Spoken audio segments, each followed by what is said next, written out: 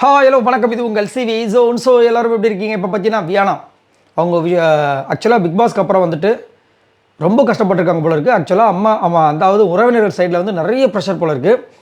அம்மா மட்டும் தான் வந்து ஸ்ட்ராங்காக நின்றுருக்காங்கன்ற ஒரு விஷயத்த சொல்லும்போது நம்மளுக்கு வந்துட்டு ஏன் வந்து உள்ளே வந்து வியானா வந்து இவ்வளவு கோபமாக காரசாரமாக பேசுனாங்கன்ற விஷயங்கள் எல்லாமே நம்மளுக்கு வருது.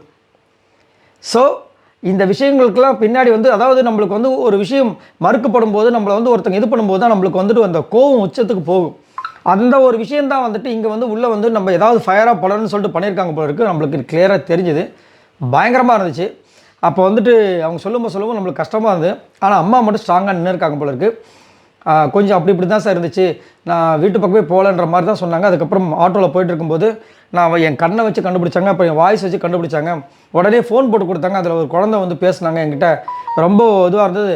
நான் என்னென்னலாம் கேமில் கோத்ரூ பண்ண எல்லாத்தையுமே என்கிட்ட சொல்லும்போது ரொம்ப சந்தோஷமாக இருந்துச்சு அப்படி மாதிரி சொல்லி அதை வந்து ஃபீல் பண்ணி சொன்னாங்க. அப்போது விஜய் சேதுபதி என்ன சொன்னாங்கன்னா, இங்கே பாருங்கள், நீங்கள் வந்து ஃபஸ்ட்டில் இருந்த முகம் உங்கள்கிட்ட இப்போ இல்லை, அவ்வளோதான், நடந்து முடிஞ்சு போச்சு, விட்டுருங்க, போட்டு மண்டையில் போட்டு குழப்பிக்காதீங்க, பாஸ்ட் இஸ் பாஸ்ட், எல்லாம் நல்லபடியாக நடக்குன்ற மாதிரி சொன்னவொன்னே தேங்க்யூ சார்னு சொல்லிட்டு உட்காந்தாங்க.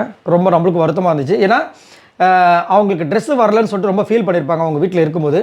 கிட்டத்தட்ட 2 வாரமாக ட்ரெஸ்ஸே வந்திருக்காது. அம்மா எனக்கு ட்ரெஸ்ஸே இல்லைம்மான்னு சொல்லிட்டு ஒரு நாள் அழுதுருப்பாங்க. அதுக்கப்புறம் லாஸ்ட்டாக பார்த்தீங்கன்னா எவிக்டன்ற ஒரு விஷயம் வந்திருக்கும். ரொம்ப ஃபீல் பண்ணியிருப்பாங்க. மேபி அவங்களும் அந்த எஃப்ஜேக்கு உண்டான விஷயங்கள் வந்துட்டு வெளியில் வந்துட்டு அந்த உறவினர்களுக்கு வந்து பிடிக்காமல் போயிருக்கலாம். பட் ஒரு லவாங்கியாக தான் போயிட்டு இருந்தது, இலையெல்லாம் மீறலை.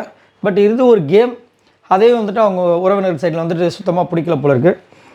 அந்த மாதிரி சொல்லி ரொம்ப ஃபீல் பண்ணாங்க. நான் இப்போ தான் கொஞ்சம் கொஞ்சமாக வந்துட்டுருக்கேன்.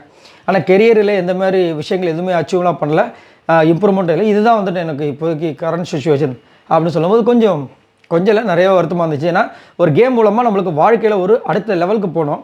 பட் இவங்களுக்கு வந்து அவங்க வீட்டில் வந்து கொஞ்சம் பிரச்சனை அப்படி சொல்லும்போது ரொம்ப வருத்தமாக இருந்துச்சு. அதை வந்து இங்கே ஷேர் பண்ணும்போது நம்மளுக்கே தெரிஞ்சுது. அதனால தான் அவங்க அவ்வளோ கோவப்பட்டிருக்காங்க அப்படின்ற விஷயங்கள். இதை பற்றி உங்களோட கருத்துக்களை சொல்லுங்கள். வியானா உங்களுக்கு எவ்வளோ பிடிக்கும் கமெண்ட்ஸ் பண்ணுங்கள். அதே மாதிரி அவங்க கேட்ட கேள்வியெல்லாம் நியாயமானதான், கொஞ்சம் ஓவராக தான் போச்சு அப்படின்னு நினைக்கிறீங்களா? மறக்காம கமெண்ட்ஸ் சொல்லுங்கள். பாய் நண்பர்களே.